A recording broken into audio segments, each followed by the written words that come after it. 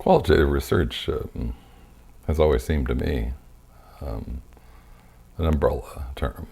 Um, it's an inclusive term, and so it's lacked a certain coherence. The coherence it's achieved seems to me to be negative in the sense that it's not quantitative. But it is a term of convenience and a useful term. I wrote a piece with qualitative in the title a long time ago, published it in '79, called "The Whole Bright Deep with Understanding." And for me, the aspiration of the qualitative researcher is to capture the immediacy and vividness of that dust hanging in the afternoon air that my grandmother pointed out to me, and enabling the reader to also to see that pattern, and perhaps then to notice the what's here in his or her own situation, what presents itself, not just the aesthetic in a sense of noticing the externals, but also the meaning of one's own situation. And so it encompasses both this project of understanding, which is by no means rationalistic, although it certainly is intellectual, but is also multidisciplinary, I suppose, and aesthetic in a profound sense.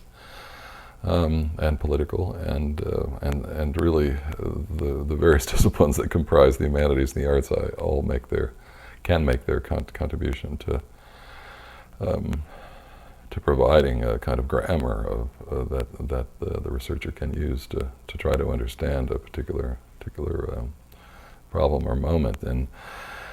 And I became interested in autobiography after I graduated in '72 from Ohio State.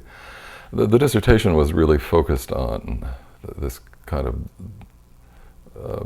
shocking problem for me at Schreiber, that they could be so educated and be so unhappy. And I didn't focus, because in part I think I was too immersed in the historical moment to gain any distance from it. But I focused instead on the way that the school seemed to me specifically contributed to the estrangement, and its effect on the subjective formation of the students, and in particular the way that it split off the official curriculum, if you will, from their own sort of, quote, private and subjective meaning, preoccupations, and so that there was this kind of divide, rather than seeing the curriculum as an opportunity for them, in fact, to understand their own situation. The curriculum became this kind of elaborate distraction from it. And so the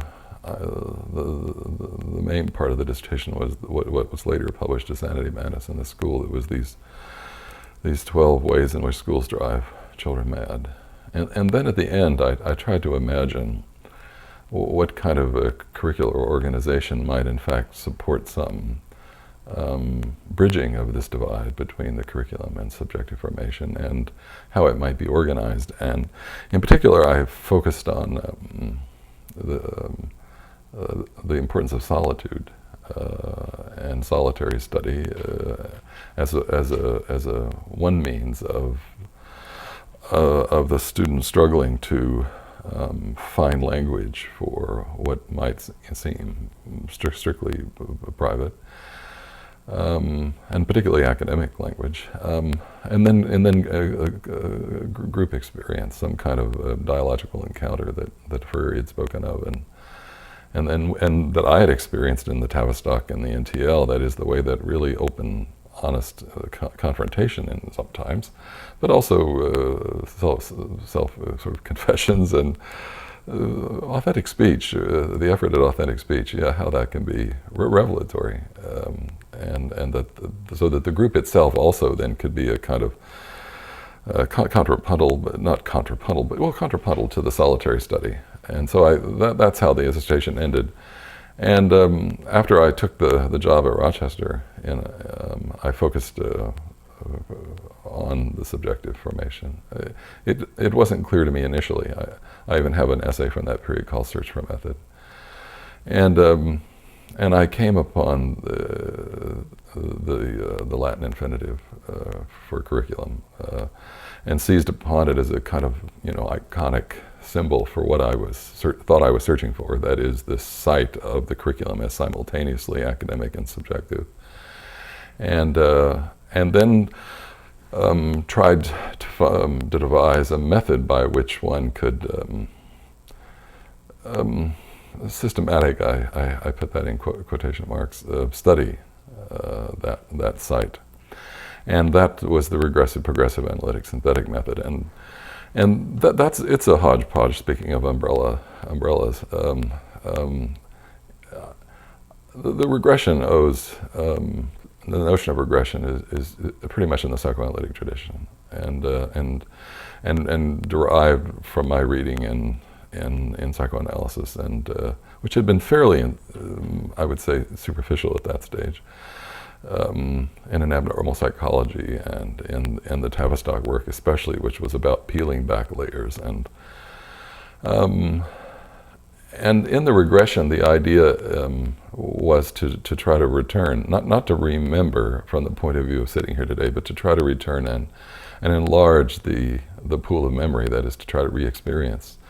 And the device I employed for that was to focus on sensory elements, like the dust in the air, the pigtails and the girl who sat in front of you, to try to remember what it felt like in that room.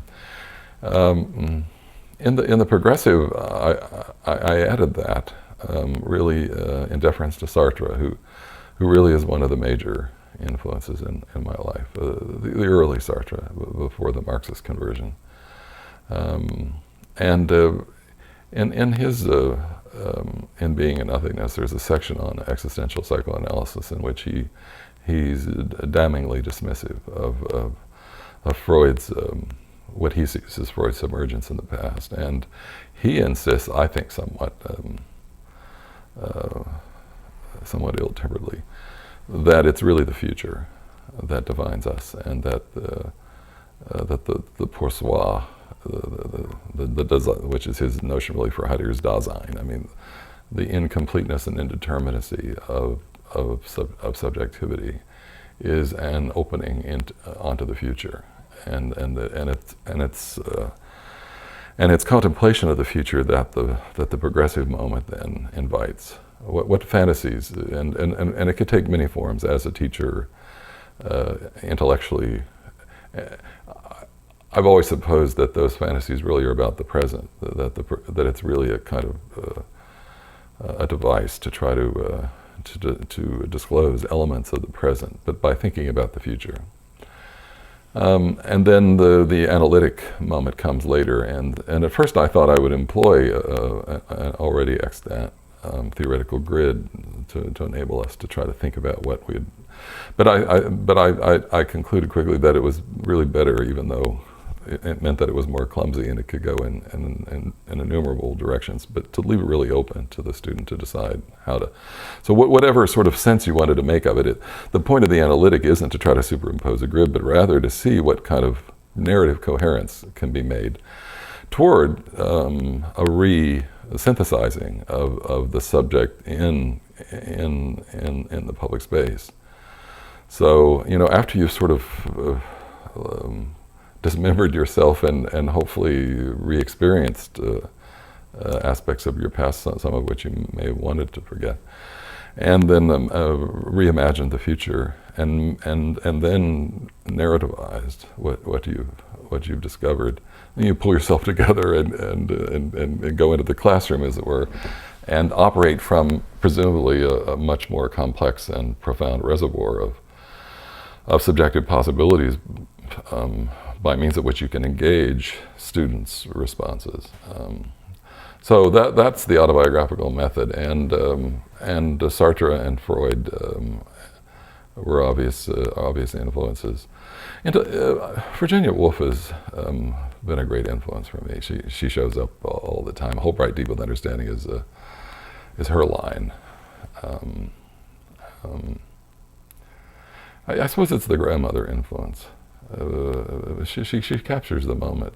She doesn't capture it. She presents it so that we can share it with her. And for me, this is never separate from my experience of my grandmother, I suppose. But I think it's broader than that. It's really being alive, which, as you know, is so fleeting.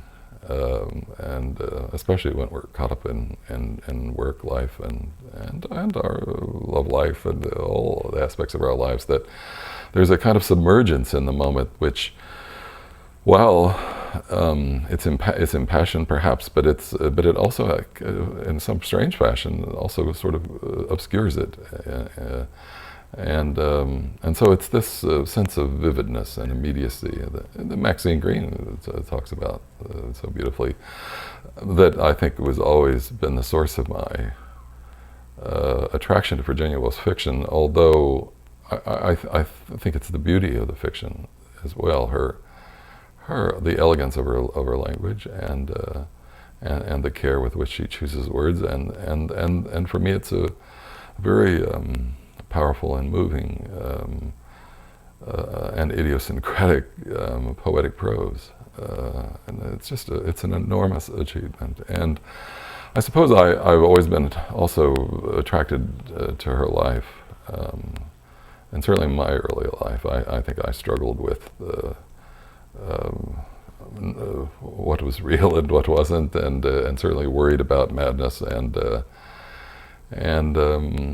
my early years were psychologically very difficult, and so that was no doubt a kind of